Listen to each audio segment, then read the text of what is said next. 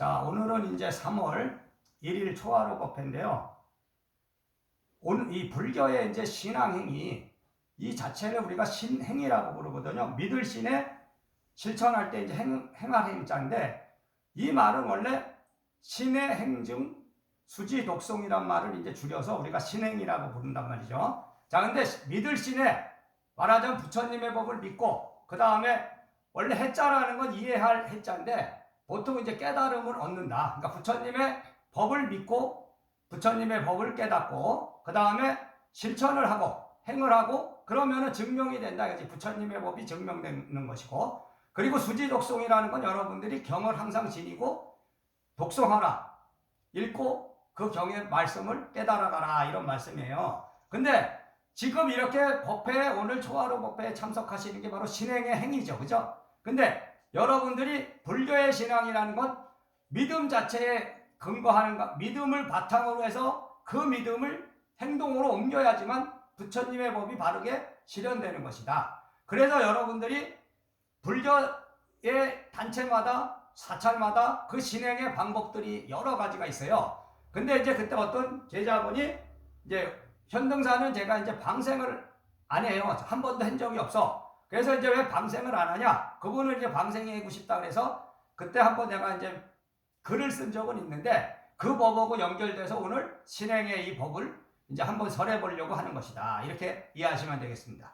자, 방생이라는 것은 원래 죽이지 않는 불살생이라는 개가 있죠. 부처님의 개 중에 5개 중에 하나인데, 신도의 5개 중에. 그래서 그것을 적극적으로 해석해서 보통 이제 살려주는 거, 우리가 죽어가는 생명을 살림으로써 여러 가지 이제 그 옛날의 선사들이 얘기해 놓은 게 있어요. 방생에 대해서 어떤 공덕을 많이 얘기했는데, 자, 불교라는 것은 형식을 통해서 실질의 법을 깨달아야 되거든요. 근데 형식에 너무 치우치면 또 실질의 법이 너무 없어지는 거고, 또 그렇다고 형식을 취하지 않으면은 또 실질의 법을 얻을 수 없습니다. 자, 그렇기 때문에 기복신앙하고 본성신앙하고 이게 참 두 가지가 없어질 수가 없어요. 말하자면 기복신앙, 우리가 여러분들이 사찰에 오셔서 오늘같이 법회에 참석하는 것도 어떤 복을 원해서 하시는 거잖아. 말하자면 내 본성을 깨닫고 내가 부처님의 법을 깨달아서 부처님이 되려는 것보다는, 보통의 제가 수행자들은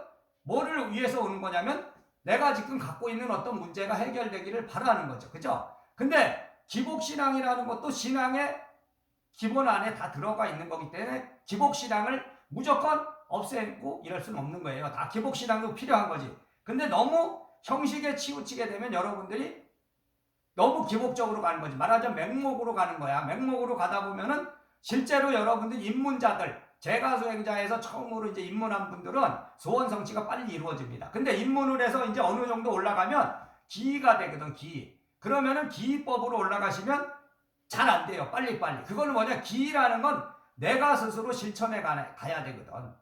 저기 앉아있는 부처님이, 입문자들은 저 부처님을 나보다 높은 존재로 여길 수도 있고 어떤 사람은 신으로도 볼 수 있지만, 기자가 되면 저 부처가 바로 내 마음에 있는, 나의 마음에 있는 부처의 불성을 가졌다는 이 마음으로 가셔야 돼. 근데 자, 보세요. 방생이라는 거를 옛날에 아주 많이 했었어요. 사찰에서 보시면은. 그러니까 사찰에 오시는 신도분들을 어떻게 보면 서로 화합하고 단합하기 위해서 그런 방생도 다니고 성지순례도 다니면 좋긴 좋은데, 지금 이제 방생이 옛날에는 많이 있었는데 그게 이제 부작용이 난 게 뭐냐면, 보통은 이제 이 붕어라든지 뭐 고기들, 민물고기 이런 거 잡아갖고 이제 살려주죠. 그죠? 살려주면서 그 방생을 하는 또 의식이 있거든요. 그런 식으로 하는데, 그게 이제 외래종의 물고기들을 갖다가 막 풀어놓다 보니까 생태가 결연되고 하면서 이제 국산, 말하자면 토종 고기들이 막 없어지고 이런 경향이 많이 나왔고, 그리고 지금은 이제 오염이 막 되고 이러니까 잘 못하게 하는 경우가 많아요. 근데 이제 방생을 또 전문으로 하는 그런 사찰이 있습니다. 보면 그게 뭐냐면 이제 그런 어떤 방생을 할 수 있는 그런 호수 같은 걸 만들어 놓고, 거기에 또 이제 저한테도 이제 공문 같은 게 와, 거기 와서 방생해라. 그러면은 결론은 뭐냐면은 너무 형식으로 빠져들어갔다 이거지. 그러니까 형식적인 것밖에 안 되는 거죠. 그러니까 거기에는 형식 안에는 실질의 법이 들어가 있어야 됩니다. 그러니까 형식을 취했을 때, 그 형식을 여러분들이 행을 했을 때 그것이 부처님의 법에 어떤 합리적인 성불의 법으로 들어가야 되는데 그게 안 되는 경우가 있다 이거지. 그러다 보니까 이제 방생도 원래는 이제 여러분들이 실제로 그 고기를 뭐 사갖고 강에 풀어주고 이런 게 진짜 방생이 아니고 여러분들 인간 방생, 말하자면 여러분 주변에 있는 사람을 구하는 것이 진짜 원래는 방생이에요. 근데 현등사의 법이 제가 볼 때는 만약에 우리가 이제 방생의 법을 그런 형식의 법을 취하고 그것이 이제 실질의 법으로 갈 인연이면은 언젠가는 될 수도 있겠죠. 그러니까 그거는 뭐냐면 화강 법통이라는 이 사람이 여는 게 아니고요. 여기 오신 분이 여는 거야 원래. 그죠? 자 봐요. 제가 이 법을 열어올 때 제가 스스로 어떤 이제 제도를 만든 것도 있지만 어떤 제자가 저한테 청을 해서 내가 그 법을 받아들이고 한 것도 많거든.